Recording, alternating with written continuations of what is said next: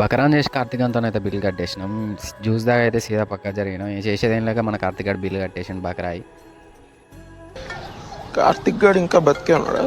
ఇక ముచ్చట ఏంటంటే చాలా రోజులు అయితే భద్రకాళి గుడి పోదామని మన సాత్విక్ గారు అంటే కార్తీక్ గారు నేనైతే బయలుదేరిపోయినాం. ఇక మేము ముందు వచ్చినాం కానీ వాడైతే లేట్ ఉన్నాడు. ఈ ఎండాకాలం కదా భక్తులకు ఇబ్బంది కాకుండా మొత్తం పందిర్లు అయితే వేసేసి గుళ్ళే మంచిగా సుభాష్ గారు నేను వచ్చి అయితే గంట అవుతుంది కానీ మన సాత్విక్ గారు అయితే రాలేదు. ఇక సుభాష్ గారు అంటే ఎవరో అనుకోకూడదు, మన కార్తీక్ అని పేరే సుభాష్ గారు అనగానే వాడు ఇచ్చే స్మైల్కి అయితే మనం ఆస్కార్ అవార్డు ఇవ్వచ్చు. అట్లుంటుంది మన పర్ఫార్మెన్స్.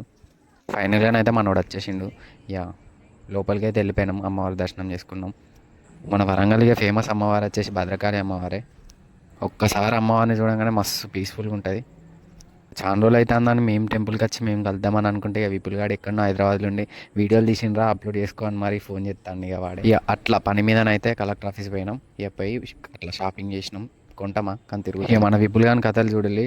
వాడు పంపిన వీడియోలు అయితే కావాలంటే కామెంట్ చేయాలి. వాడిని ఒక వ్లాగ్ చేసి అయితే అప్లోడ్ చేస్తే కానీ ఆ వ్లాగ్లో మాత్రం మనం ఉన్నాం. వీడియో విపుల్ మస్తు షేడ్స్ ఉన్నాయరా నీలా. అబ్బో కమలాసన్. ఇక దీనికి రీజన్ ఏంటంటే మనం వీడియోలు అప్లోడ్ చేయక 1 వీక్ అవుతుంది. ఎందుకు అప్లోడ్ చేయలేరా, నేను టూర్ పోయినా ఆ టూర్ వీడియోలు అన్నా కనీసం అప్లోడ్ చేయని అయితే మనోడైతే పంపించిండు అన్నమాట ఈ వీడియోలు. కొట్లే